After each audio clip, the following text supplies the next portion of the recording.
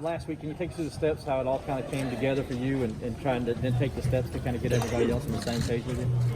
Well, yeah, it was a little bit further than last week. I feel like it all kind of started when the video of George Floyd got out.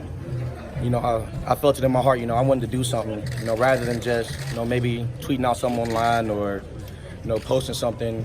I feel like, we could make a change in our own community.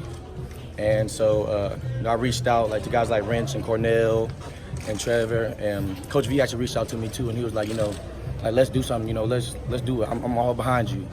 And, after that, I talked to, my group of guys here that we kind of got it done. It kind of all fell into the right place. It took a lot of hard work and a lot of meetings, a lot of talking, but, we hope it goes well. It will go well. I was going to say, what does it feel like to see it now your plan coming together, and here it is? Man, it feels amazing, I've never really, I've never really orchestrated stuff. I show up and I go play. That's it. But, just to have the ability, to even do something like this, it makes me appreciative of my university. It makes me appreciative of my community, because I feel like, there's not a lot of places that, you can do stuff like this, and get stuff done and have it done safely and peacefully, and get everybody involved. And, I'm appreciative of my university. I'm appreciative of my community, because, they empower me to have the opportunity to speak to and help change the world. Mike, you have those hard conversations with your teammates about your experiences in the past and your other teammates' experiences in the past, explaining to the other teammates what it's like and what it's like to live like that. Have you seen in those conversations, have you seen guys really getting enlightened and finding out things they never had known before?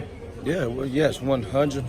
100%. And, that's kind of been part of the purpose of here. I feel like, when you see something on your phone, it's not you don't feel that personal with it. But when your brother that you'll go, out on the line for a whole game and play for, when something's happened to him or something's happened to his family, it's personal in your heart, and that's why, I love my guys, I ride for my guys, because, we've got to have these experiences, we've got to have these talks, and, it's deeper than football to us. We love each other for who we are, and even more than just who we are, we care about each other's family, we care about each other's situations. We want each other to all be, safe and, have equality. Mike, there's a caravan, we were sitting out here earlier, and there's probably 10 to 12 trucks that just had Confederate flags on the back of their cars. I assume that they obviously follow Clemson football. This is happening today. They may not be here for the march because they're going to have the streets blocked off and everything like that, yeah. But, they're probably going to see this interview. I'm curious, what you try to tell those people to get them to, understand, why you're doing this and why it matters. Yeah. If I could tell them something, I would just say, I understand, you could be frustrated with change, and, that's hard. You know what I'm saying? Life's hard. We have family, and if my father told me something, if his father told him something, why would I believe what you say versus the people I grew up with, the people I've been around my whole life? So I understand it's tough, but at sometimes, you just gotta just listen to others and try to understand other people, because if you don't do that, how do you expect to grow in your own life? It's always gonna be bigger than just the people you're around, and for me personally, I care. You know what I'm saying? It's not even just about black people, this is about everybody, because I care. I love everybody, you know what I'm saying? I want everybody to be safe and just have equality across the world. And so just tell them, just try to, maybe listen to somebody, it might change your heart. And if it doesn't, I'm sorry. But if it does, it'll be something that changes your life forever and changes the life of others. You said the other day that you never felt as hopeful in how life is right now, which I thought was a pretty profound thing to say, considering the state of the world is in right now. Can you elaborate on that a little bit? Yeah, I mean, honestly, as a black man, I feel like, injustice and police brutality is just something that just happened, and it wouldn't be addressed, and it wouldn't change. Up until, the whole George Floyd thing and seeing everybody come together, that's just what it was to me, I just would hope it wasn't be me. But, my whole, I said my whole life a lot, but, I've just never had conversations like this in my life before, and, nobody's ever asked me, hey, how does this make you feel? And now I'm having more conversations like that than literally I have in 21 years of life.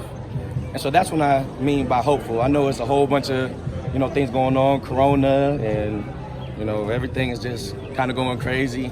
But, I try to find the good things in the bad, and we really got an opportunity right here to change the world, and change our community and change our state and change people's hearts and bring people together.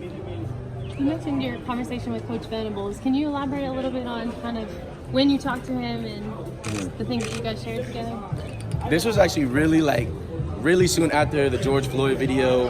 I had retweeted some things, and Coach V called me, man. It was really emotional, man. It was real, and he called me and he was like, Mike, I'm so sorry, I just never understood, it'd be hard for me to understand. I'm a white man. How am I supposed to know what you go through?